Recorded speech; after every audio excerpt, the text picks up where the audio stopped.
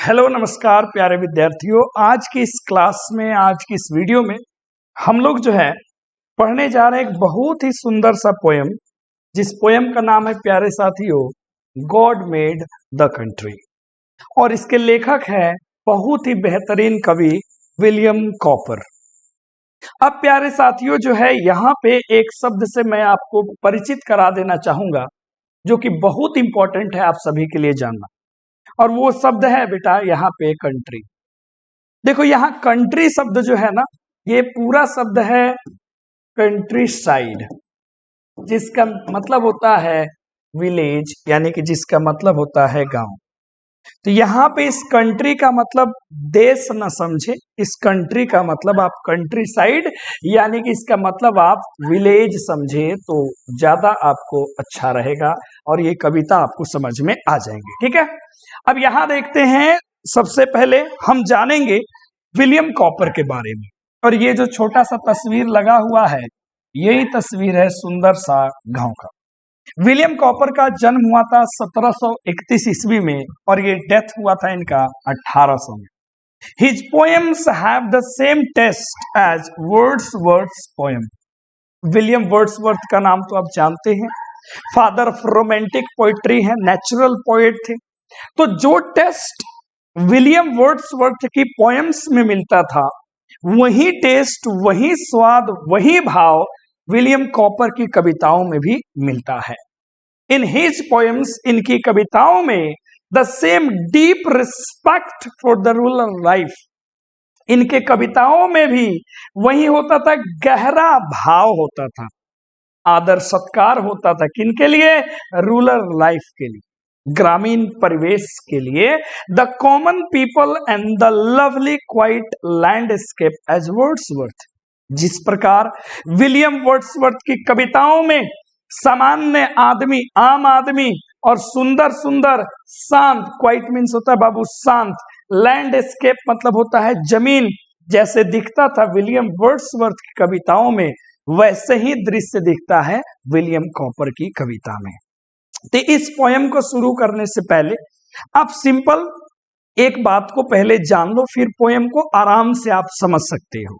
ये पूरा पोयम का थीम क्या है कि ईश्वर ने गांव की रचना की है। आप सब जानते हो कि पहले गांव बना कि पहले शहर बना। तो आप सिंपल शब्दों में जवाब दोगे गुरुजी पहले गांव बना, शहरों को तो हमने अपनी जरूरतों को पूरा करने के लिए बनाया। इसलिए जो खूबसूरती है, जो ब्यूटी है, वो कहाँ दिखती है? गांव में। जो पीस है, जो वर्च्यू है, जो स्ट्रेंथ है, समझ रहे, जो एक तरीके से नेबरहुड, एक ब्रदरहुड वाली जो फीलिंग है, वो कहाँ दिखती है? गांव में। जो नेचुरल सिनेरियो है, जो नेचुरल ब्यूटी है, वो कहाँ दिखती है? गांव में। नेचर यानी गॉड, गॉड यानी नेचर, और इन सभी का मतलब है विलेज। ये सब कुछ आपको कहाँ मिलेगा? गांव में मिलेगा। लेकिन जैसे जैसे हम लोग आधुनिकता के तरफ बढ़े, हम लोग मॉडर्न लाइफ के तरफ बढ़े, ये सारा चीज कहीं ना कहीं धूमिल पड़ते गया, छूटते गया। तो इसी के ऊपर ये पूरी की पूरी कविता बेस है प्यारे बच्चों। आओ देखते हैं एक एक करके कहानी को, और इस कविता को ध्यान से सुनेंगे, है ना। देखिए सबसे पहले कवि क्या कहते हैं? गॉड मेड द कंट्री, ईश्वर ने गांव बनाया। And man made the town, और इंसानों ने शहर बना दिया। व्हाट वंडर, तो आश्चर्य की बात क्या है। देन तो दैट की हेल्थ, स्वास्थ्य, एंड वर्च्यू, सद्गुण, गिफ्ट्स, उपहार में मिला। मतलब शहर को इंसानों ने बनाया, लेकिन गांव को ईश्वर ने बनाया। और जब गांव को ईश्वर ने बनाया है, तो ईश्वर ने तो गांव के लोगों को उपहार के रूप में कुछ ना कुछ दिया होगा। तो क्या दिया ईश्वर ने? हेल्थ दिया। क्या दिया? हेल्थ दिया। वर्च्यू दिया, वर्च्यूज मतलब होता है गुण दिया, सद्गुण दिया। अब देखो, अब ये हेल्थ और वर्च्यू मिलके क्या करता है? दैट कैन अलोन, ये हेल्थ और वर्च्यू अकेले मेक, बना सकते हैं स्वीट, मीठा। किस चीज को? The beater drought. बीटर माने कड़वी, और ड्रॉट का मतलब होता है घूंट। कड़वी घूंट को मीठा बना सकता है। यहाँ बीटर ड्रॉट का मतलब क्या है? लोगों के मन में द्वेष, लोगों की कड़वाहट, लोगों के अपशब्द, लोगों के द्वारा सताए जाने वाले शब्द कहिए, ताना मारने वाले शब्द कहिए, ये सभी क्या है? कड़वाहट भरी घूंट है। और इस घूंट को स्वीट बना सकता है क्या? जो ईश्वर ने हमें हेल्थ दिया और ईश्वर ने हमें वर्चू दिया, ये हमारा सद्गुण, हमारा स्वास्थ्य जो इस गांव में मिला, ये इन सभी कड़वाहट घूंट को शहद बना सकता है, मधु बना सकता है। कितना सुंदर शानदार तरीके से गांव का चरित्र चित्रण किया गया है, कहते नहीं बनता है। That life holds out to all, और इसी प्रकार का जीवन पूरे गांव में होता है। ऐसा ही जीवन, हेल्थ, वर्च्यू, लोग स्वीट होते हैं, नाराज नहीं होते हैं। कड़वाहट को लोग स्वीट में बदल देता है। शुड मोस्ट अबाउंड, और यहाँ ये सब चीजें प्रचुर मात्रा में मिली है। अबाउंड मतलब सफिशिएंट मात्रा में। एंड और इतना ही नहीं, और क्या मिला? लिस्ट बहुत कम, बी है थ्रीटेंड डर, भय in the fields and groves. Field मतलब हो गया खेत, और ग्रोव्स का मतलब हो गया झाड़ या झुरमुट, यानी कि खेत खलिहानों में। गांव इतना प्योर चीज है ना कि वहां खेत खलिहानों में, झाड़ झुरमुट में अगर जाओगे तो आपको भय तनिक भी नहीं सताएगा, आनंद आएगा तुमको, एकांत का भाव, एकांत का आनंद तुमको मिलेगा। तो ये सारा कुछ कहा विलियम कॉपर ने कि ईश्वर ने गांव बनाया, शहर तो इंसानों ने बनाया। जब ईश्वर ने गांव बनाया तो लोगों को उन्होंने हेल्थ और वर्च्यू गिफ्ट में दे दिया, और ये हेल्थ और वर्च्यू कड़वाहट भरी बातों को मधुरता में बदल देता है। इतना ही नहीं, यहाँ का जीवन ऐसा ही है। यहाँ खेत खलिहानों में डर इंसान को बहुत कम लगता है, भय इंसान को बहुत कम लगता है। तो पहला जो स्टेंजा कहा गया, जो मैंने अभी आपके समक्ष पढ़ा, वो सब कुछ गांव के लिए था। लेकिन अब हम जो स्टेंजा पढ़ने जा रहे हैं प्यारे दोस्तों, ये स्टेंजा जो है किसके लिए कहा गया है?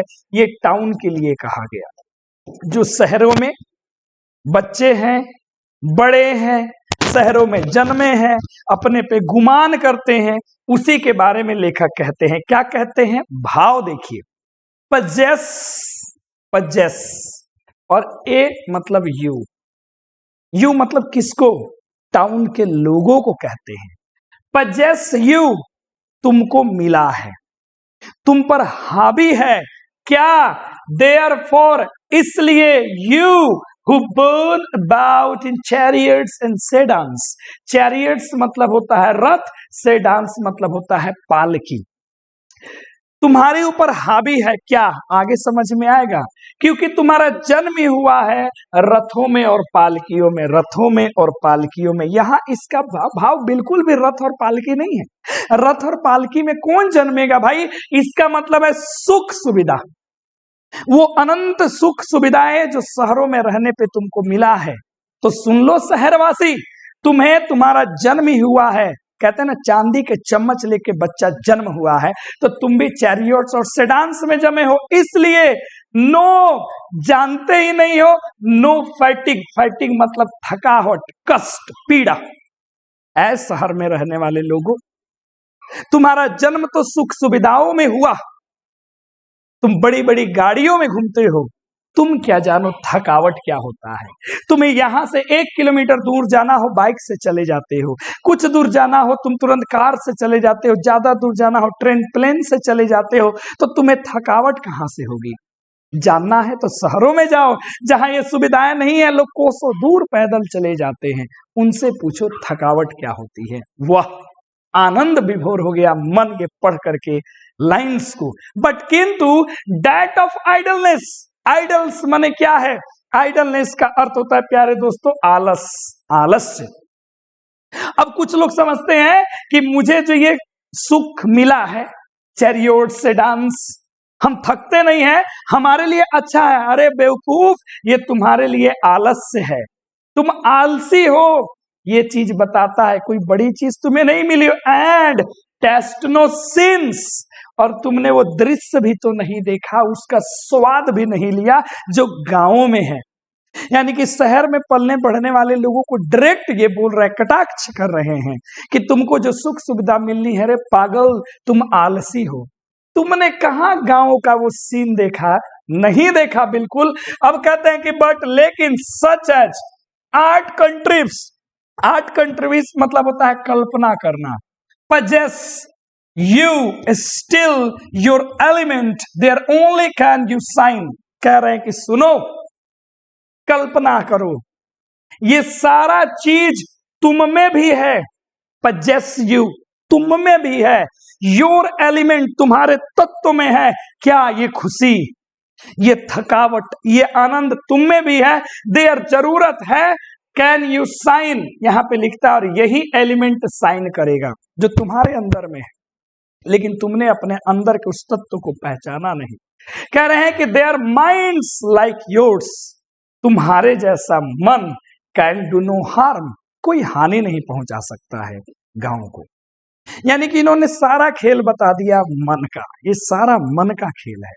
शहर के लोगों को इन्होंने समझाया कि जिस सुख सुविधाओं में तुम रहते हो वो तुम्हारे लिए सुख सुविधा नहीं है, आलस्य है। और तुम्हारे अंदर भी ये सारी चीजें हैं, लेकिन तुम उसे जानते नहीं हो। और तुम अगर सोचते हो हमने शहर बसा लिया और तुम अपने मन से गांव के लोगों को दुखी कर दोगे, हानि पहुंचा दोगे, कि तो ऐसा बिल्कुल भी होने वाला नहीं है। तो ये संपूर्ण बातें थी टाउन के लिए। अब आगे समझना इन लाइंस को, मजा आ जाएगा। यहां पे कवि बताते हैं गांव की खूबसूरती को, गांव की ब्यूटी को। कहते हैं आवर ग्रोव्स, आवर माने हमारे, हमारे माने गांव के लोगों के। ग्रोव्स जो झाड़ झुड़मुट छोटे छोटे पौधे हैं, वर प्लांटेड, रोपे गए थे। क्यों? To console at noon, console माने शांति प्रदान करना, जो दोपहर में शांति प्रदान करे। किनको? द पेंसिव वांडरर, सताए हुए दुखी राहगीरों को। कहां शांति? इन देयर सेट्स, ये देयर लिखा गया है ग्रोव्स के लिए। कितना अच्छा से कहा कि ग्रोव्स वेर प्लांटेड, जो झाड़ झुड़मुट तुमको ये दिख रहा है पेड़, ये प्लांट किया गया, कंसोल करेगा। किनको? पेंसिव वांडरर को, अपनी छाओं में। कहा? दोपहर में। देखो ये है नीचे कितने वांडरर लोग बैठे हुए हैं, जो कहीं से राहगीर लोग आएंगे, दुखी होंगे, वो पेड़ की छाओं में बैठेंगे और उनको शांति मिलेगा, उनको सुख मिलेगा। और इसलिए प्लांट्स को ग्रोव किया गया।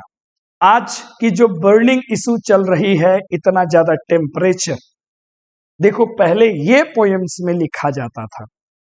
यहां ये क्या है? ये परमानेंट एसी है, जीवन भर चलेगा, कभी खत्म होने वाला नहीं है। लेकिन आज के युग में ये है ही नहीं, इसलिए इतना परेशानी है। आगे कहते हैं एट ईव, ईव का मतलब होता है इवनिंग, शाम में। द मून बी मतलब चंद्रमा की रोशनी। स्लाइडिंग, फिसलती है, सॉफ्टली, धीरे धीरे। बिटवीन, कहा? बीच में। किसके बीच में? स्लीपिंग लीव्स, सोते हुए पत्तों के बीच में। देखो ये शाम का समय है गांव का, ये मून है, इसका बीम देखो, देख रहे हो कितना अच्छा से ये पत्ते हैं, इसकी रोशनी इस पे आ रही है, कितना सुंदर दृश्य बना है। इस दृश्य के बारे में बता रहे हैं विलियम कॉपर।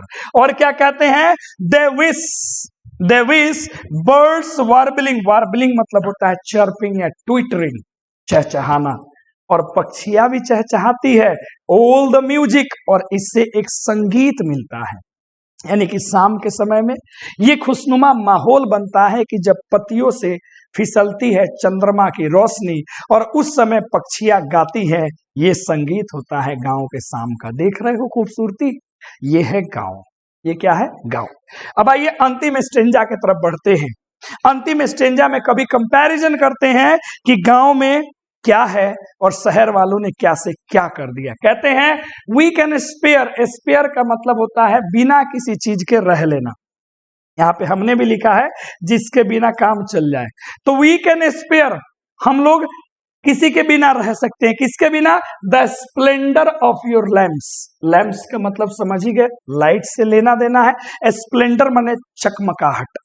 अब वी मतलब कौन है? गांव के लोग। और योर मतलब कौन है? शहर के लोग। तो गांव के लोग कह रहे हैं शहर को, है शहर वालों, हम तुम्हारे चकाचौक ये जो लाइट है, हम इसके बिना भी आराम से रह सकते हैं। गांव में, लेकिन तुमने क्या किया, इक्लिप्स, ग्रहण लगना, तुमने ग्रहण लगा दिया हमारे सॉफ्टवेयर सैटेलाइट को, हमारे चांद को। किससे? तुम इस लैंप से। यानी कि जहां गांव के लोग कभी शाम में चांदनी रात में मजे लेते थे, वहां ये आ गया आधुनिकता और इसने इस चांदनी रात में ग्रहण लगा दिया। मतलब समझ रहे हो, इस आधुनिक खोज ने गांव के शाम की रोशनी को ग्रहण लगा दिया। योर सॉन्ग्स, तुम्हारे सॉन्ग्स कंफाउंड, कंफ्यूज कर देते हैं, भ्रमित कर देते हैं। आवर मोर हारमोनियस, हमारे आनंददायक संगीत को। योर सॉन्ग मतलब शहर के सॉन्ग, कौन? वही जो म्यूजिक डीजे उजे बजता है, इसने कंफाउंड कर दिया, भ्रमित कर दिया हमारे हारमोनियस मधुर साउंड को, जिससे द थ्रस, बर्ड को थ्रस कहते हैं, डिपार्ट्स, ये थ्रस भी चली गई, डिपार्ट्स चली गई। थ्रस मतलब बुलबुल जैसी पक्षी। स्केयर्ड, भयभीत। ऑफेंटेड, डरी हुई, सहमी हुई। नाइटिंगल, बुलबुल, इज म्यूट, ये भी बेचारी क्या हो गई, शांत हो गई। इतना ज्यादा शहर वालों ने शोर मचा दिया कि जो हारमोनियस साउंड है, जो मधुर आवाज, मधुर म्यूजिक है पक्षियों का, इसको इन्होंने गायब कर दिया। तो इस लास्ट एंजेंजा में कवि ने स्पष्ट कर दिया कि कैसे गांव से हम आधुनिकता की तरफ आए, तो गांव की ब्यूटी को आधुनिकता ने रौंद दिया। उम्मीद करते हैं ये चारों स्टेंजा आपके मन मस्तिष्क में छप गया होगा, और यदि ये पोएम समझ में आया होगा तो कमेंट, लाइक और शेयर जरूर करेंगे। जय हिंद।